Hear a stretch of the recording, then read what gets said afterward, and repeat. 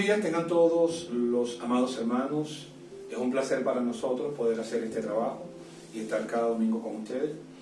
Gracias al Señor, ya estamos en un nuevo año, año 2021, y esperamos muchas bendiciones de parte de Dios. Sabemos que el año pasado fue un año duro para todas las iglesias, pero el Señor estuvo con nosotros, fortaleciéndonos, supliéndonos y dándonos su gracia.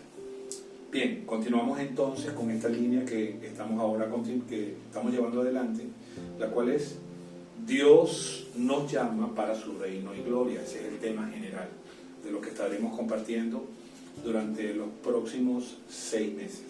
Y este es el mensaje número 3, que es una visión panorámica de Primera de Tesalonicenses. Me gustaría hacer una lectura y después poder orar para iniciar este mensaje. Vamos a tener una lectura en Primera de Tesalonicenses capítulo 1, versículo 1, luego versículo 3 y luego 5 al 10.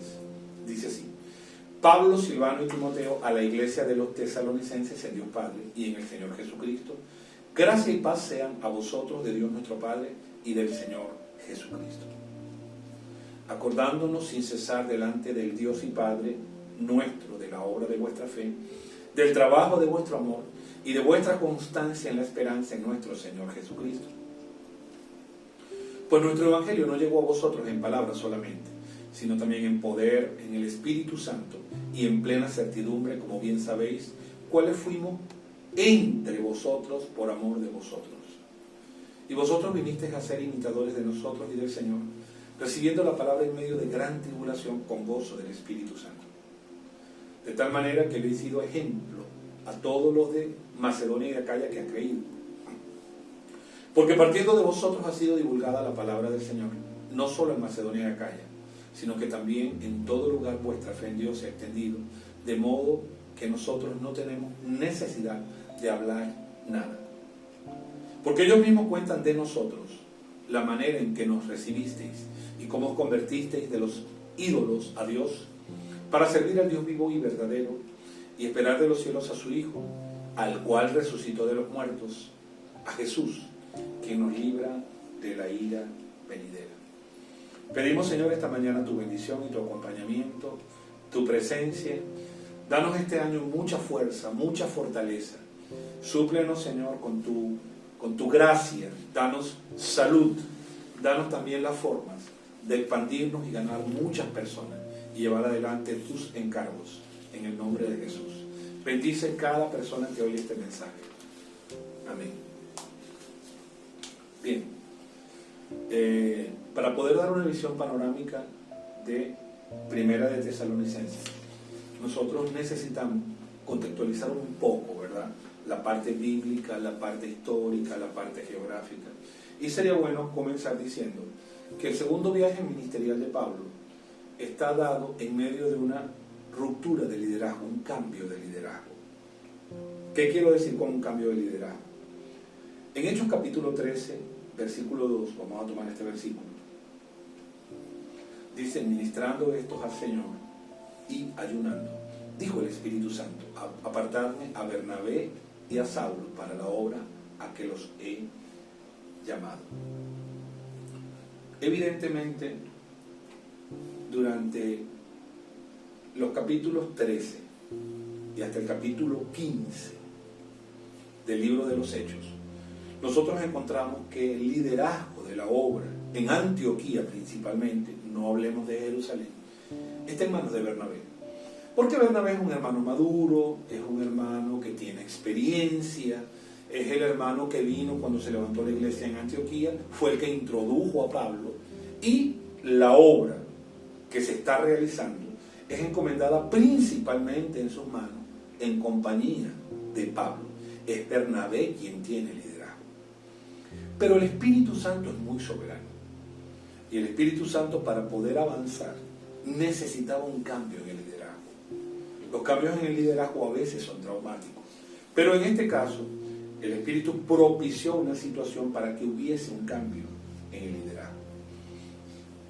En Hechos capítulo 15, nosotros encontramos que después del concilio de Jerusalén, los hermanos de Jerusalén tienen a bien hacer acompañar a Bernabé y a Pablo con dos hermanos que eran principales en Jerusalén, eran ancianos, servían en la iglesia, para que estos los acompañen, para poder llevar a las iglesias los acuerdos que se habían dado en Hechos 15.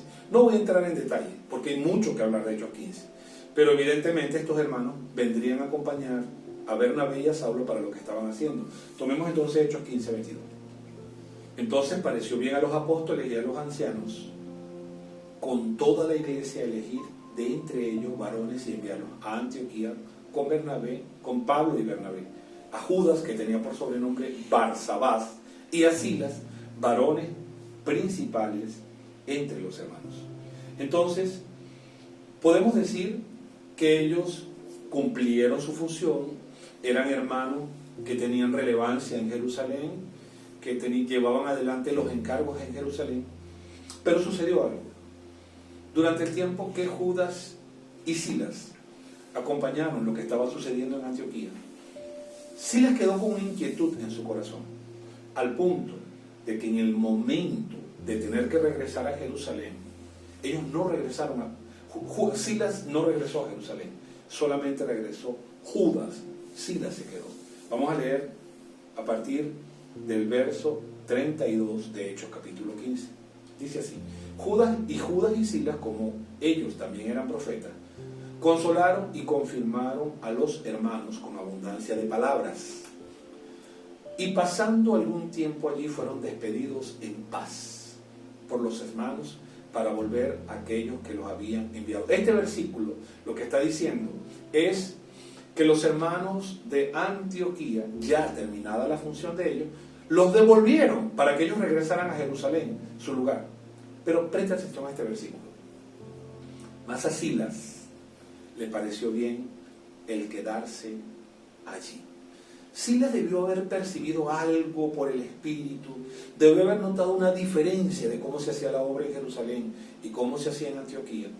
Y Silas entendió que él debía acompañar a Pablo, fue una dirección del Espíritu. Dice entonces que Silas se quedó allí. Entonces, el segundo viaje de Pablo ocurre de manera muy espiritual. Vamos a ver, Hechos 15, 36. Dice: después de algunos días, Pablo dijo a Bernabé: volvamos a visitar a los hermanos en todas las ciudades en que hemos anunciado la palabra del Señor para ver cómo están.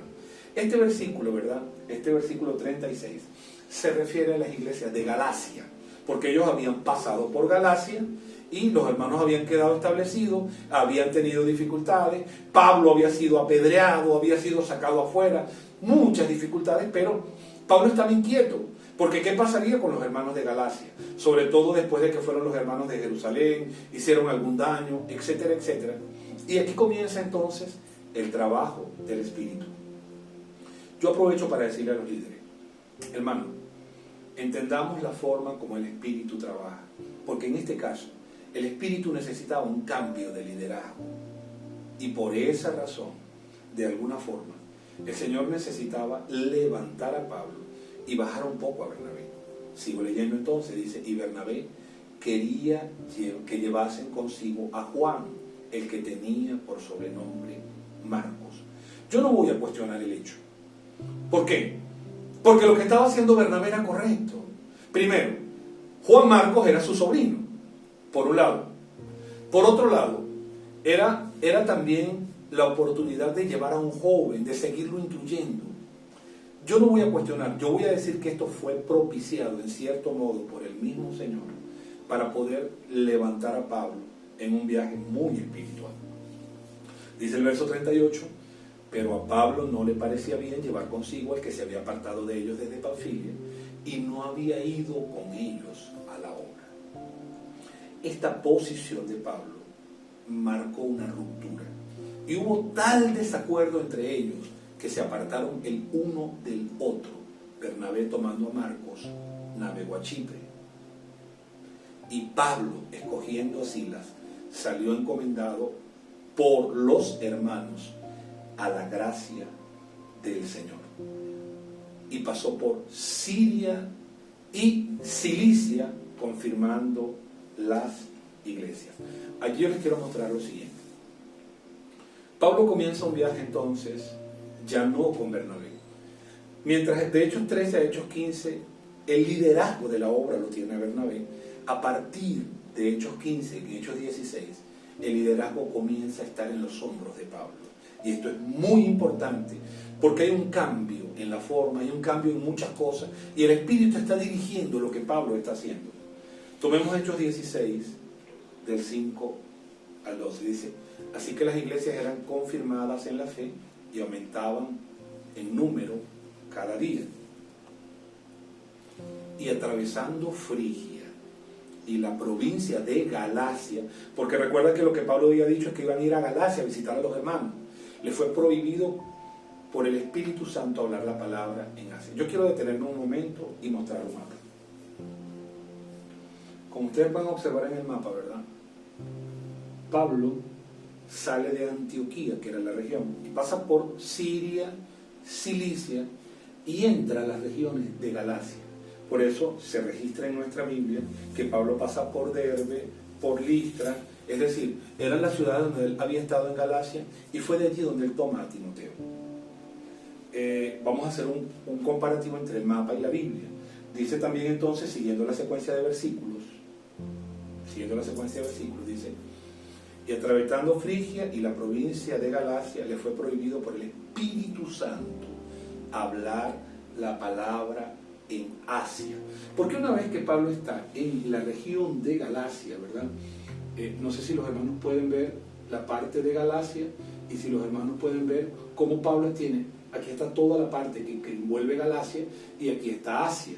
Y entonces Pablo entiende, ¿verdad?, que el Señor le está dando el liderazgo, él va a abrir nuevos territorios, porque el primer territorio fue Bernabé, quien lo impulsó. O sea, quien fue a Galacia fue Bernabé, pero ahora que él está allí, el Señor tiene que guiarlo, ya no es Bernabé. Entonces él dice, bueno, la lógica dice que es Éfeso. Y es allí entonces cuando en el versículo 6 dice que le fue prohibido por el Espíritu Santo hablar la palabra en Asia. En toda la parte de Asia no le fue permitido. Aquí está Bitinia. Pablo dice, bueno, si no es Asia, entonces yo debo ir al norte, debo ir hacia el este, porque Bitinia también era prometedora. Pero cuando llegaron a Misia intentaron ir a Bitinia, ¿verdad? Pero el Espíritu no se lo permitió. Entonces Pablo queda en una incertidumbre. Este fue un viaje muy espiritual. Por eso Tesalónica tiene un compendio de muchas cosas que Pablo ganó en su experiencia. Los hermanos que hacen la obra, los hermanos ancianos, los hermanos obreros, necesitamos aprender a depender del Espíritu, a invocar al Señor, porque esto no estaba en los planes de Pablo. El Señor cambió todo. Cuando inició el viaje, el líder debía ser Bernabé y no fue Bernabé. Yo no voy a ahondar en la diferencia entre Pablo y Bernabé, eso es otra cosa. Pero voy a decir que soberanamente el líder es Pablo. Y ahora Pablo no tiene el plan, Pablo no tiene la programación, Pablo simplemente está en un lugar donde no sabe dónde ir. Pasando junto a Misia, descendieron a Troas. Significa lo siguiente, que Pablo no encontrando qué hacer, Pablo dice, bueno, no es Bitinia, no es Asia, Señor, ¿hacia dónde voy? Y él se va a Troas. Esa Troas es Troas de Alejandría, en honor a Alejandro Magno. Todavía no estamos en Grecia, todavía no estamos en la parte de Macedonia, pero esta Troas es Troas de Alejandría, porque cuando Alejandro conquistó el mundo, ese fue el nombre que se le puso, Troas de Alejandría. Y ahora, Pablo está en Troas, ¿verdad? Pero es aquí lo que yo quiero resaltar, de cómo Tesalónica tiene un trasfondo tan espiritual, porque Pablo no sabía qué hacer y se queda allí. Le dice, bueno, Señor, me traes hasta aquí. Ajá. No tengo un mapa, no tengo un plan, no sé hacia dónde voy. Y hermanos que hacen la obra, muchas veces el Señor quita de nuestras manos la programación. Pongo algunos puntos de equilibrio. Usted y yo debemos ser programados. Usted debe tener una agenda, yo debo tener una agenda. Usted debe hacer un bosquejo, yo debo hacer un bosquejo. Usted debe tener una programación, yo debo tener una programación. Pero en ocasiones el Señor cierra el bosquejo y le lleva a usted a compartir algo que en el corazón el Espíritu está hablando. En algunas oportunidades Dios cambia la programación, y es allí donde los líderes no saben cómo actuar. Y Pablo está en Troas, ¿verdad? Y él se detiene, Señor, necesito saber qué voy a hacer.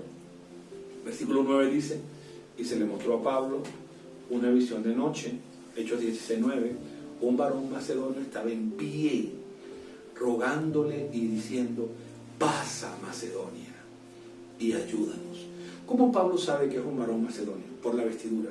Los macedonios tenían una vestidura característica, los griegos, y evidentemente las características que portaba esa persona era un macedonio.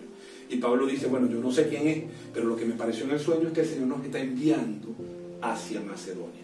Ok, seguimos entonces, y cuando vio la visión, enseguida procuramos partir para Macedonia, dando por cierto que Dios nos llamaba para que les anunciásemos el Evangelio. Dice: zarpando pues de Troas, vinimos rumbo a Samotracia y al día siguiente a Neápolis. Ellos no predicaron en esas ciudades porque entendieron que el Espíritu no los llevó allí.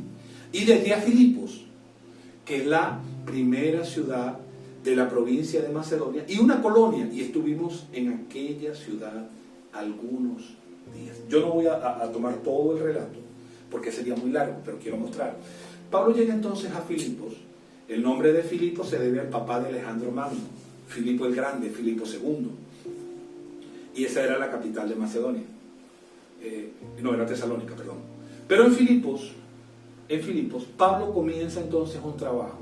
Él comienza a percibir y a visualizar. Y hay unas mujeres orando.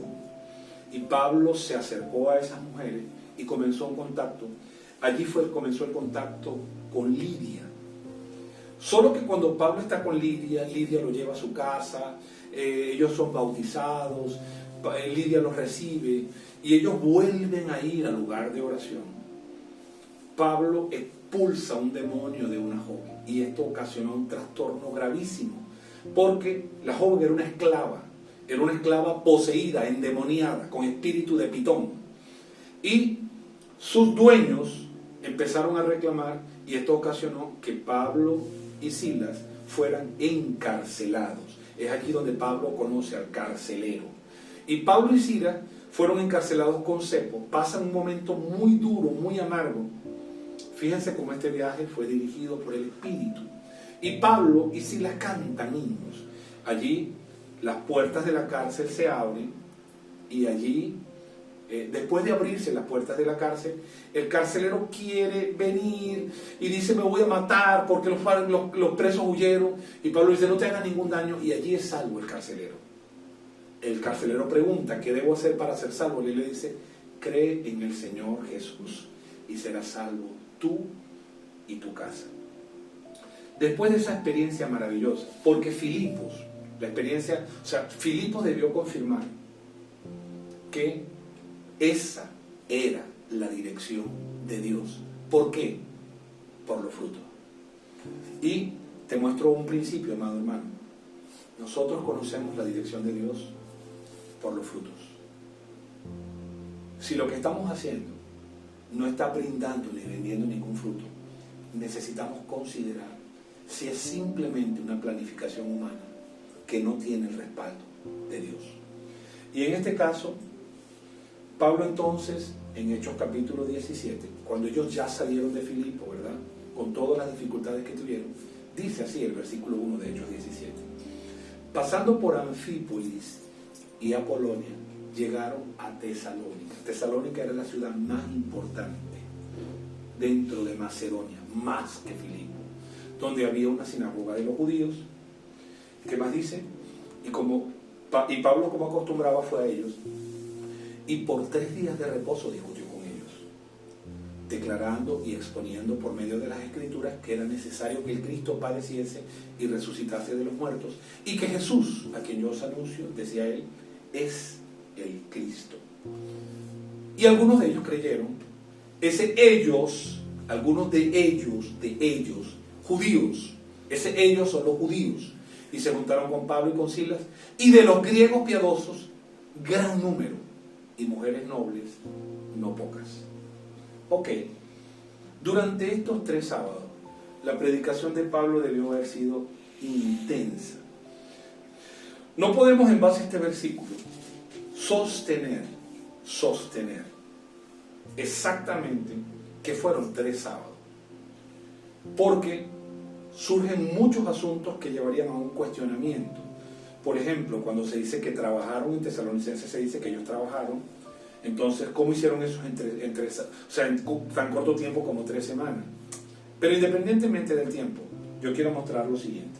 Estos 3 sábados, Pablo debió dar una palabra muy espiritual, muy convincente, muy elevada, tanto para los judíos como para los griegos, al punto de causar un cambio y una transformación en los que lo estaban escuchando. Y yo te hablo a ti, anciano, que me escuchas en este momento. Las palabras que hablamos tienen que salir de la esfera de la doctrina y pasar a la esfera del espíritu. Cuando predicamos la palabra, nuestras palabras deben llegar a tocar el espíritu de las personas. No solamente necesitamos un convencimiento mental, yo le convenzo de que esto es verdad. No, más que un convencimiento mental, la palabra necesita la carga del espíritu, porque es el espíritu al final quien puede convencer. Nosotros no convencemos a nadie. Y este fue el caso de los tesalonicenses. Las palabras de Pablo debieron ser muy espirituales para haber creado este efecto. Pero desde que veamos el inicio, ¿verdad? Desde cuando termina Hechos 15, vemos cómo el Espíritu estaba guiando todo, guió que Pablo fuera el líder, hay un cambio de liderazgo, guió la ida hacia Macedonia, guió que el acompañante fuera Silas, guió que tomaran a Timoteo, que fue muy útil. Y esta parte es cuando encontraron en Tesalónica a esta sinagoga. Entonces, aquí nosotros encontramos una iglesia que comienza entonces a verse cómo está constituida. Una iglesia que promete mucho. A ver, dice que habían unos pocos judíos, dice, algunos de ellos creyeron, verso 4. Ese ellos tiene que contextualizarlo, son judíos, algunos de los judíos creyeron. Después también creyeron griegos y también creyó gran número de mujeres. Vamos a decir que esto también lo encontramos, cuando contactamos a las personas. Porque ¿quiénes representan a los judíos? Los que conocen las escrituras.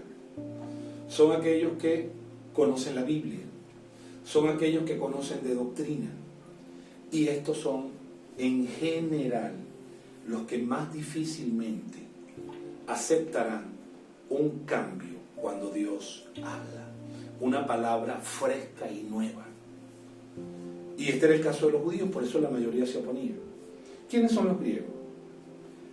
Los griegos, contextualizando para nosotros, aplicando, representan a los hermanos hambrientos, que aman la palabra, que quieren la palabra, no tienen tanto conocimiento.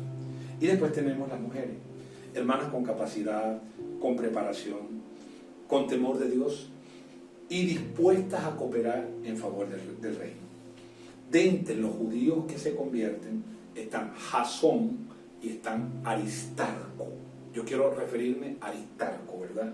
En Hechos 24 dice, y le acompañaron hasta Asia Sópater de Berea, Aristarco y Segundo de Tesalónica. Estaba Aristarco, estaba Segundo y estaba Jasón, Gallo de Derbe y Timoteo, y de Asia, Tíquico y Trófimo. Y está Colosenses capítulo 4, versículo 10. Aristarco nuevamente, mi compañero de prisiones, os saluda. Y Marcos, el sobrino de Bernabé, acerca del cual recibisteis mandamientos, si fuera vosotros recibirles. Quiero detenerme acá. Aparentemente, cuando Pablo estuvo en la cárcel, un hermano de Tesalónica lo acompañó. Y este hermano fue Aristarco.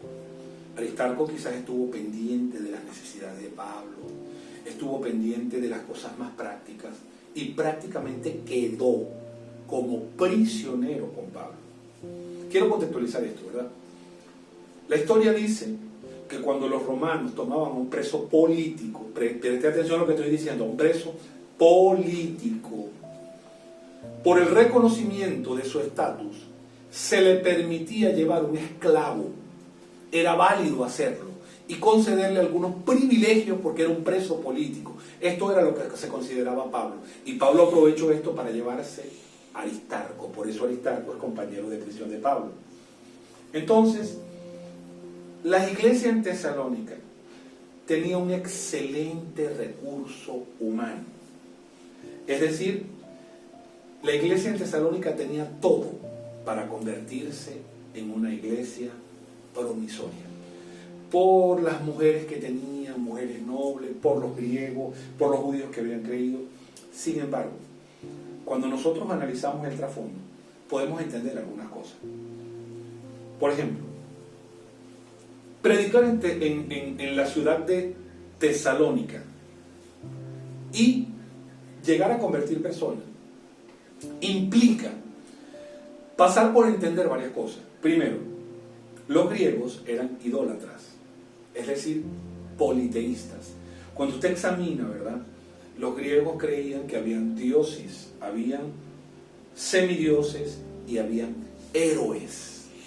Entonces usted tiene dentro de la mitología griega a Zeus, tiene a Ares, tiene a Hades, tiene a Mercurio, tiene a Venus, tiene a... bueno, tiene tanto, pero tiene también a Hércules, tiene a Perseus, tiene a Aquiles. Todo esto pertenece a las creencias de los griegos. Habían semidioses según ellos. Y había muchos problemas morales, porque los dioses podían hacer desastres moralmente. Entre dioses y humanos, dioses que se enamoraban de los humanos y tenían hijos, humanos que se enamoraban de dioses y tenían hijos. Entonces, todo esto es parte de su trasfondo. También ellos valoraban mucho la democracia, y ya nosotros hablamos un poco de lo que voy a mencionar. Los griegos en este tiempo, no en el tiempo de Pablo, anteriormente, habitaban en ciudades polis, es decir, ciudades que tenían independencia gubernamental, económica, política, militar, y que estas ciudades polis peleaban entre ellos, y ellos crearon una cultura, una forma de ver la vida. Entonces, dentro de esta cultura el hombre se acercaba a Dios por la conveniencia. Es decir, yo me acerco al Dios del sol porque necesito sol para que haya cultivo. Me acerco al Dios de la lluvia porque necesito lluvia. Me acerco al Dios que está en el mar. Me acerco a Neptuno porque voy a hacer un viaje y creo que el tiempo esté bueno. Cuando esta multitud de griegos se convierte, aquí comienza un problema. ¿Por qué? Porque los griegos no tienen problema en que usted meta una nueva religión, ni que tenga un nuevo Dios. Para los griegos eso no es problema. Hay tantos dioses, si usted trae uno de más, pues no hay problema. Pero que usted les quite todos sus dioses y los sustituya por uno solo, eso sí es problemático. Porque eso entonces rompe su fe, su creencia, pero rompe su cultura y la influencia que ésta tiene en todo lo demás, en la política, en lo económico. Cuando esta multitud de griegos se convirtió, porque es una multitud de griegos, dice muchos griegos, cuando esta multitud de griegos se convierte, ¿verdad? Entonces, su mensaje era contra los ídolos. Y esto comienza entonces a repercutir en su forma de vida. ¿Por qué? Porque entonces, un griego, pero que no cree en la mitología griega, entonces comienza a chocar socialmente. Y esto comienza un proceso de discriminación. Ellos comienzan a ser aislados, comienzan a afectar su círculo social, pero comienzan a afectar también sus negocios. ¿Por qué? Porque en Grecia todo está relacionado. Los teatros, los anfiteatros, la cultura, los Juegos Olímpicos, todo tiene relación con su sistema de creencia. Si usted quita su sistema de creencia, a usted nadie lo quiere. Entonces, ellos requerían una experiencia de conversión muy fuerte. Porque convertirse en Grecia no es lo mismo que convertirse en Venezuela, o en Colombia, o en Brasil. En este contexto, aceptar y abrazar la fe de Pablo para los tesalonicenses era exponerse al escarnio. Era que su familia lo rechazara, sus amigos lo rechazaran, las personas con las que usted hiciera negocio lo rechazaran. Pongo un ejemplo. Supongamos que usted tenga un próspero negocio de pescado. Vamos a suponer eso, ¿verdad? Usted va, pesca y vende. Ajá. Pero si usted ya no cree en la mitología griega y predica que hay un solo Dios, ya las personas tendrían dificultades para comprarle su pescado, porque ofenderían a Neptuno, porque ofenderían a sus dioses. Entonces, usted ya no percibiría dinero. Por eso los que creyeron, muy posiblemente, fueron discriminados, aislados socialmente, pero peor aún, marginados económicamente. Señor Jesús, esta visión panorámica, ¿verdad?, nos permite entender varias cosas. Después de la guerra del Peloponeso y después de que Filipo fue asesinado, Filipo es asesinado durante la boda de su hija, y allí Alejandro es colocado como rey, y en 10 años ya se había conformado, o sea, ya anterior a esto se había conformado la unidad de las polis, y en 10 años Alejandro conquistó el mundo conocido. Pero no solamente Alejandro expandió su territorio, Alejandro expandió la cultura helénica, que fue la influencia fuerte para todo Occidente. Tan fuerte llegó a ser la influencia de esta cultura, que la Biblia que usted tiene fue escrita en griego, porque el griego era el idioma culto, el idioma mundial. Entonces, quien no sabía griego no tenía derecho a participar en una olimpiada. Si usted no hablaba griego, las condiciones para participar en una olimpiada: que usted fuera un hombre libre y que hablara griego. Principalmente esas dos condiciones. Y quien no hablaba griego se consideraba entonces un bárbaro, es decir, un ignorante. Los cultos eran los griegos. Ok, el tiempo está avanzando rápido y quiero dejar 14 ítems relacionados con esta primera carta. Ahí lo tienen en pantalla, y estos 14 ítems comienzan por la oración. Qué hermoso, hermano, que podemos ver panorámicamente el contexto de Primera de Tesalonicenses comenzando por la oración. Amados hermanos, usted y yo sabemos que las cosas requieren diligencia, que las cosas requieren trabajo. Este bosquejo no se hizo solo, yo tuve que hacerlo. Y estoy seguro que los que están trabajando detrás de estas cámaras tienen que hacer trabajo. Pero muchas veces la parte práctica absorbe un punto que nosotros perdemos, y ese punto es la oración. Yo le animo, amado hermano, a que recobremos nuestra vida espiritual y a que recobremos ese hábito de orar. Esta carta empieza con oración, una acción de gracias que está en el capítulo 1, desde el versículo 1 hasta el versículo 5. Allí la oración cobra importancia. Allí habla entonces, de la obra de fe, del trabajo de amor y la constancia en la esperanza. Pero todo esto es el resultado de la oración. Los líderes necesitan orar, los que sirven necesitan orar, todos necesitamos orar. Todo comienza con la oración, todo termina con la oración. Es verdad, usted necesita orar y usted necesita ser proactivo y hacer su trabajo, pero todo inicia en la oración. Ok, el segundo ítem es dejar a los ídolos, dejando a los ídolos y sirviendo al Dios vivo y verdadero. Está en el capítulo 1, del versículo 6 hasta el versículo 10.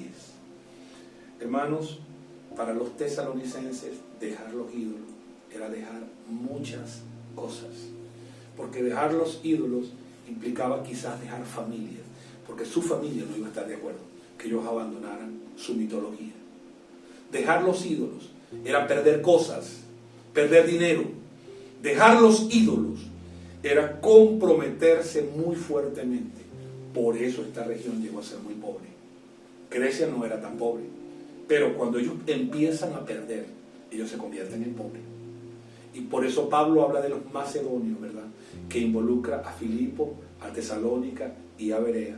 Y dice que en su extrema pobreza, por esta razón. Y capítulo 2, versículo 13 de Primera de Tesalonicenses habla del secreto del progreso espiritual. Yo simplemente quiero hacer una mención de un asunto aquí. En el capítulo 2, versículo 13 dice: por lo cual también nosotros sin cesar damos gracias a Dios de que cuando recibisteis la palabra, esta parte, que oísteis de nosotros, la recibisteis no como palabra de hombre, sino según es en verdad la palabra de Dios, la cual actúa en vosotros los creyentes. Esta mañana tú estás recibiendo un mensaje. ¿De quién viene este mensaje? Realmente la palabra que estás recibiendo, ¿de dónde viene? El secreto del progreso espiritual es poder tener corazón sencillo para poder recibir lo que viene de Dios.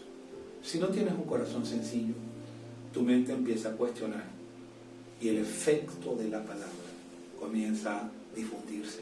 Recuerda que en Mateo 13, la buena tierra, antes de ser buena tierra, tuvo que luchar con pedregales, con espinos, con abrojos, con el camino duro.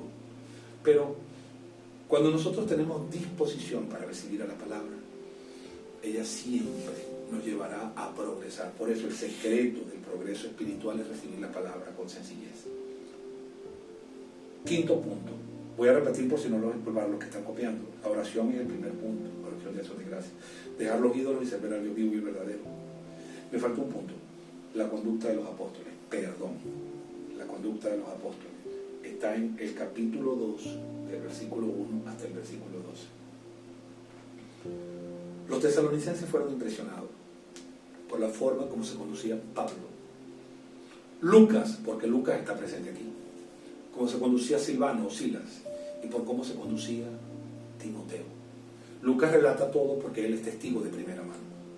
Quiero decirle aquí lo siguiente: ellos pudieron ver en los hermanos cero ambición, pudieron ver pureza de corazón, pudieron ver motivación, y motivación pura me refiero, y pudieron ver amor. Cuando servimos al Señor, no servimos por dinero. Nuestro servicio a Dios no es por dinero. Nuestro servicio a Dios, es más, voy a tomar una frase célebre de Spurgeon. Spurgeon dice lo siguiente: quien sirve a Dios por dinero va a servirle al diablo por un salario más grande. Y esa es la verdad. Nuestro servicio a Dios es porque le amamos y porque amamos la edificación. Y Pablo y los que estaban con él se comportaron de manera muy pura. Y aquí nosotros ponemos una comparación. Una madre. ¿Quién le paga a una madre? Por cuidar a su hijo, por criar a su hijo, por darle pecho, por cuidarlo cuando está enfermo. Una madre se abnega. Una madre entrega todo. Pero ella no espera dinero. Ella espera simplemente que su hijo crezca. Y esto es realmente nosotros debemos revisar cómo es nuestra conducta cuando servimos a Dios. Debemos tener pureza de corazón, sencillez y recibir lo que viene de parte de Dios. Ok, quinto punto. Vuelvo a ordenar los puntos. Oración, dejando los ídolos para servir al Dios vivo y verdadero, la conducta de los apóstoles, el secreto del progreso espiritual, la persecución de los judíos. Evidentemente en 1 Tesalonicenses capítulo 2 del 14 al 16 se muestra lo que está registrado en Hechos 17. Ellos tuvieron que salir abruptamente porque ya no había posibilidades, los iban a matar. Y entonces ellos salen a Berea. En Berea se forma otro alboroto y de Berea se queda Pablo, se queda Timoteo y se queda Silas, y envían a Pablo hasta Berea, hasta Tesalónica, hasta Atenas, perdón. Ok. Pablo queda preocupado, eso está registrado en 1 Tesalonicenses 2 del 14 al 16. Luego sigue la preocupación por la salida abrupta, del capítulo 2 de Tesalonicenses, 1 Tesalonicenses, versículo 17, hasta el capítulo 3, versículo 10. Ok, y ahí viene una segunda oración. Señor Jesús, Pablo siempre fue un hermano de oración. Está en el capítulo 3, del 11 al 13. Voy a avanzar. Punto 8, exhortación a la santidad. Está en el capítulo 4, del 1 al 8. Los griegos, si una condición tenían, es que eran muy inmorales, porque sus dioses eran inmorales. Sus dioses tranquilamente tenían relación con cualquier humana, y los humanos con una diosa. Y ellos predicaban la prostitución sagrada, el templo de Venus. Entonces su moralidad estaba en cuestionamiento. Y en el capítulo 4, del 1 al 8, hay una exhortación hacia una vida santa. Después viene el amor fraternal, punto 9, capítulo 4, del 9 al 12. Si algo debemos guardar fuertemente en nuestra vida de iglesia es el amor fraternal. Es poder abrazar a los hermanos, es poder cuidarnos unos a otros, es poder darnos los unos por los otros. Sí, en algún momento alguien te exhortará, alguien te dirá algo que no te gusta, pero si sacamos el amor de nuestra vida de iglesia, nos queda una religión con reglas solamente. Nos queda una religión seca, vacía, en la cual usted solamente tiene que cumplir cosas. La vida de la iglesia está llena de exhortación, pero está llena de amor. Los hermanos tenemos que amarnos y entregarnos los unos por los otros. Punto 10, la esperanza de la venida del Señor, capítulo 4, del 13 al 18. Pablo debió haber marcado a los hermanos en su corazón con la expectativa de que el Señor regresaría. Punto 11, vigilancia y sobriedad. No podemos embriagarnos con este mundo. Los que creen en el Señor necesitan vigilar y estar pendientes de los tiempos. Hermano, usted se ha dado cuenta de la firma de los tratados entre Israel y los árabes. ¿Lo ha visto? ¿Ha notado qué consecuencias tienen? Nosotros no podemos dejar pasar los tiempos. Necesitamos ser vigilantes. Punto 12. ¿Cómo vigilar? Estar pendiente de lo que sucede en el mundo, estar pendiente de lo que sucede en la iglesia y estar pendiente de lo que hablan nuestros líderes. Punto 13, una oración final, capítulo 5, del 23 hasta el 24. Y por último, una conclusión. Amados, esto es una visión panorámica de Primera de Tesalonicenses. Espero que ustedes lo guarden en su corazón. Dios les bendiga. Amén.